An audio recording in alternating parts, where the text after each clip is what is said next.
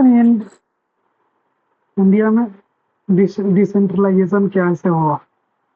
तो देखिए, when power is taken away from central and state government and given to the local government, it is called decentralisation. देखिए, power का decentralisation का मतलब क्या होता है? डिसेंट्रलाइजेशन का मतलब, पहले जो जब हम लोग का भारत आजाद हुआ था ना, तो उस समय केवल दो ही सरकार होता था। एक होता था भारत में सेंट्रल गवर्नमेंट, एक होता था स्टेट गवर्नमेंट। जो अभी मुखिया उखिया होता है ना, उस समय ये मुखिया उखिया का सिस्टम था नहीं।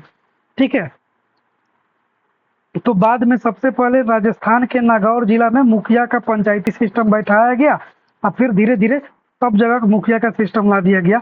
और इसी मुखिया के सिस्टम को लाने को डिसेंट्रलाइजेशन बोलते हैं। डिसेंट्रलाइजेशन का मतलब होता है पावर केवल और केवल सेंटर और स्टेट में ना रह के, पावर गांव में भी छोटे छोटे मुखिया, छोटे छोटे मेयर में भी पावर बढ़ जाए, ताकि लोगों का काम और ज्यादा आसान हो सके। ठीक है। The basic idea behind decentralization is that there are large number of problem and issue। हाँ, बोलिए।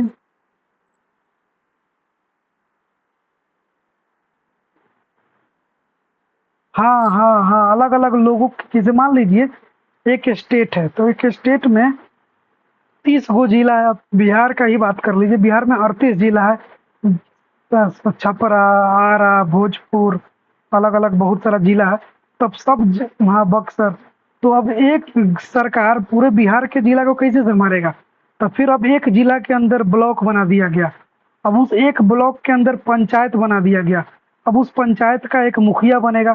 तो इस तरीके से बात बना दिया गया ना, कि 10-10 हजार लोगों पे एक एक मुखिया बना दिया गया। तो अगर उस 10 हजार लोग को कोई प्रॉब्लम होगा, तो वो अपने मुखिया के पास जाएगा। ऐसा नहीं कि वो 10 हजार लोग को प्रॉब्लम हो तो फिर से नीतीश कुमार के पास या चीफ मिनिस्टर के पास चला जाएगा, तो फिर चीफ मिनिस्टर को तो बहुत प्रॉब्लम हो जाएगा।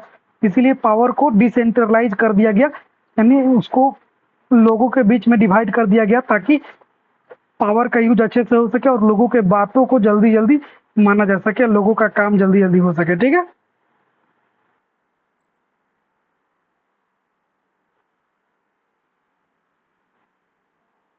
तो पावर को, हाँ, पावर को डिवाइड करता है डिस्ट्रिक्ट वाइज। का मतलब हो गया कि वो बड़े बड़े पावर को डिवाइड करता है। और डिसेंट्रलाइजेशन का मतलब होता है कि वो सेंटर का पावर था, उस सेंटर के पावर के तोड़ तोड़ कर छोटे छोटे गांव में भी, एक गांव में देखिएगा मुखिया, मुखिया के नीचे वार्ड, वार्ड के नीचे और छोटा छोटा बाट पार्ट होता है। तो उन सब में तोड़ दिया गया। तो इसी को सेंटर से डिसेंटर, यानी सेंटर को तोड़कर डिसेंटर कर दिया गया। ठीक है। हाँ, डिवाइड का मतलब बड़ा लेवल पे आता है, डिसेंट्रलाइज का मतलब छोटा लेवल पे। ठीक है। Major step towards decentralization was taken in 1992. The constitution was amended to make the third tier of democracy more powerful and effective। Third tier of जो डेमोक्रेसी जो था, उसको था पंचायती राज, उसको ज्यादा से ज्यादा इफेक्टिव और ज्यादा से ज्यादा ताकतवर बनाने के लिए डिसेंट्रलाइजेशन किया गया।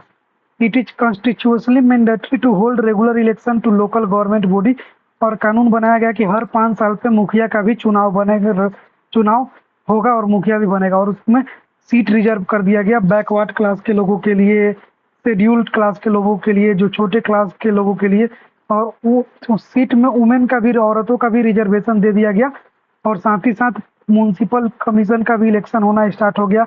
इस तरीके से लोकल गवर्नमेंट भी फॉर्म होने लगा। तो अब हमारे देश में 3 तरीके की गवर्नमेंट हो गया। एक सेंट्रल गवर्नमेंट, एक स्टेट गवर्नमेंट, और तीसरा लोकल गवर्नमेंट, जिस लोकल गवर्नमेंट का नाम था पंचायती राज सिस्टम। ठीक है। अब देखिए, पंचायती राज सिस्टम में क्या होता है कि rural local government is popularly known as panchayati raj. जो रूरल लोकल गवर्नमेंट होता है, इस पंचायती राज के नाम दिया जाता है। और हर विलेज और group of village of some state है जो ग्राम पंचायत, और कुछ गांव को मिलाकर पंचायती राज बनाया जाता है। और this is a council consisting of several ward member, और बहुत सारे वार्ड मेंबर भी इसमें होते हैं। और इसको हम लोग पंच भी बोलते हैं, जिसको प्रेसिडेंट या फिर सरपंच भी बोला जाता है। And they are directly elected by all the adult population living in a village और वार्ड।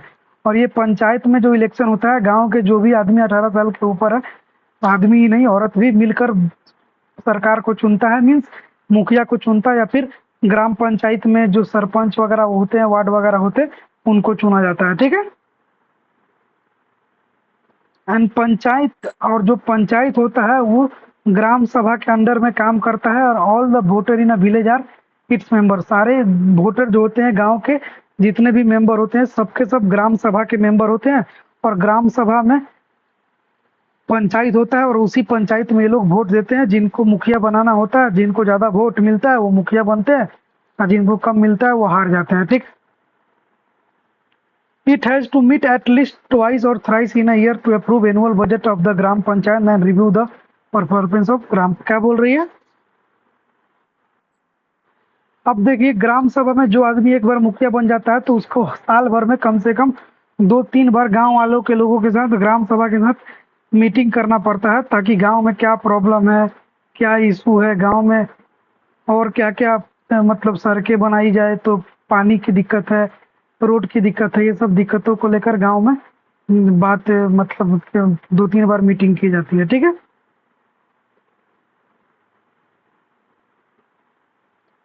आ रहा है समझ में?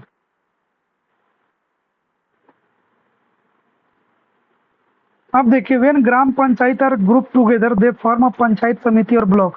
और बहुत सारे ग्राम पंचायत मिलके एक पंचायत समिति या ब्लॉक या मंडल बनाते हैं। इसीलिए आप सुनती होगी कि आपके भी गांव में छोटा छोटा ब्लॉक होगा, और उस ब्लॉक में आपको कोई भी कागज वगज बनाना होता होगा तो आपको उस ब्लॉक जाना पड़ता होगा, आधार कार्ड सुधरवाने वगैरह। तो ब्लॉक जो होते हैं 5-6 पंचायत को मिलाकर उस एक ब्लॉक को बनाया जाता है। ठीक है, और उसमें एक पंचायत समिति होता है जो कि गांव के ही एरिया से इलेक्ट करके पंचायत के समिति बनाया जाता है। ठीक है, and all the panchayat samiti और mandal in a district together constitute a zila parishad, member of the Lok Sabha, MLA of the district and some other official of other district level body are the member of जिला परिषद। अब देखिए, इस तरीके से एक जिला परिषद भी बनाया जाता है, ताकि उस पंचायत के अंदर जो जो प्रॉब्लम हो 12 से 12 वो जिला परिषद हैंडल करता है, और जिला परिषद उस प्रॉब्लम को एमएलए के पास या फिर एमपी के पास लेकर जाता है। ठीक है,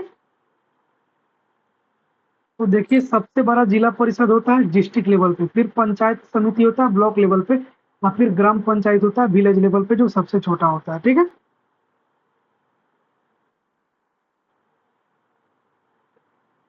अब हम लोग बात करते हैं म्यूनसिपैलिटी। जैसे ग्राम पंचायत होता है वो गांव के लिए होता है, और म्यूनसिपैलिटी जो होता है छोटे और मिडिल क्लास के शहरों के लिए होता है। ठीक है, तो as gram panchayat is for rural area, similarly we have Musi Musi sorry Musi बोल रहे हैं, म्यूनसिपैलिटी फॉर अर्बन एरिया। ठीक है, तो अर्बन एरिया के लिए म्यूनसिपैलिटी होते हैं, और बिग सिटीज के लिए म्यूनसिपल कॉरपोरेशन होते हैं। जैसे दिल्ली जैसे शहरों के लिए म्यूनसिपल कॉरपोरेशन होते हैं, और छोटे छोटे जो शहर होते हैं उसके लिए म्यूनसिपैलिटी होती है। Both municipality and municipal corporation are controlled by elected body consisting of people representative. उसमें भी एक चेयरमैन होता है, उस चेयरमैन को हम लोग मेयर बोलते हैं, जिसको म्यूनसिपल कॉरपोरेशन ऑफिसर बोला जाता है।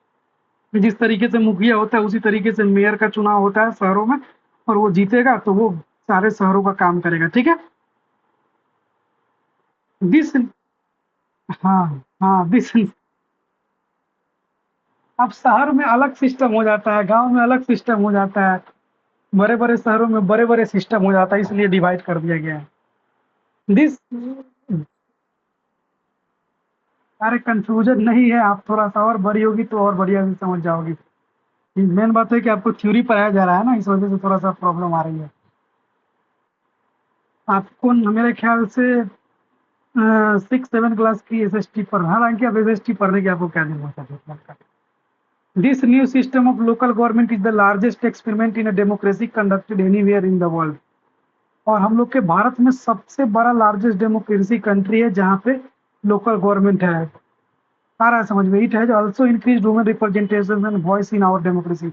और हम लोग के लोकल गवर्नमेंट में वुमेन का भी रिप्रेजेंटेशन अच्छा खासा है। ठीक है, और इस तरीके से वुमन का भी रिप्रेजेंटेशन अच्छा खासा है। और हम लोग के जैसे जिस तरीके से गांव में देखिएगा ना कि हर 5 साल बाद जो मुखिया का इलेक्शन होता है, उसमें कभी कभी ऐसा होता है कि कभी औरत ही केवल खड़ा हो सकती है, तो कभी केवल छोटे कास्ट का ही लोग खड़ा हो सकते हैं, तो कभी कभी कोई कभी कभी केवल बड़े कास्ट के लोग ही खड़ा हो सकते हैं। तो मीन्स उस समय उस सब लोगों के लिए एक स्कीम बना होता है कि ये कास्ट के लोग खड़ा होंगे ताकि उस एरिया में जो छोटे कास्ट का लोग है, अगर उसका कोई मुखिया बनता है तो छोटे कास्ट का लोगों का विकास बहुत तेजी से होगा। इस तरीके से आपका ये चैप्टर फिनिश होता है, फेडरलिज्म एंड फेडरेशन, जो आपका चैप्टर था।